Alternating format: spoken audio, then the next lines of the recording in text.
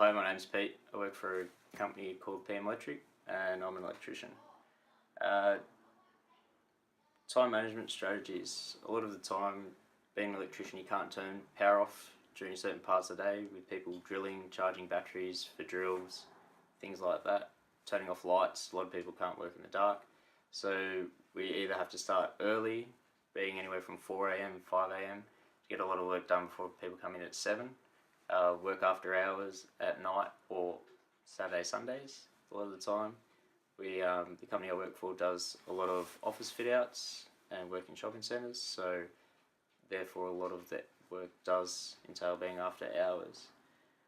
So you have to manage your time effectively by knowing how long a task is going to take you, and then with knowing how long that task will take you, leave a bit of leeway at the end so that if it does run over time, you're not going to affect anybody's trading hours if it's a shopping centre or anybody coming into work and standing around, because to somebody, they're paying their boys to stand around, and however many people are standing around, you've got times that for their hourly rate, and it's wasted money. We, as the first years, they don't realise it, but the reason we make them go and get lunch and get smoko is that we tell them the times that they have to. So like 9 o'clock, go around, see all the boys, see what if they want any coffees, what their orders are, take the money, go to the shop. It also teaches them skills that they don't realise at the time. The first is time management, because they have to keep an eye on the time whilst not playing on their phone, because if they play on their phone, I'll blow up at them. 2, remembering orders. Just the simplest things. Writing it down is the easiest way. Writing down how much money people gave you, and then sticking all the change in different pockets so that you don't forget whose is whose and how much you owe. Even if you don't feel like doing something, just do a little bit of it. I mean, where it comes, nobody likes, there's always a part of something you're not going to like doing, and if you do 5 minutes now, it's just 5 minutes you don't have to do later when you don't have that 5 minutes. 10 minutes, whatever, even if you just think about it. So a lot of the time I'll walk around site and I'll be like, okay, some lights have got to go here, this is going there, oh look, they're going to put up a gyprock wall there. Like, I may not have done the work then, but like, alright, well I've got to get all my cables over there before they sheet that, otherwise I've got to cut a hole, and then it's going to cost my company for that hole to get patched. So by thinking, alright, at least if you think through what you've got to do, when it comes to doing it, you just have to physically go and do it.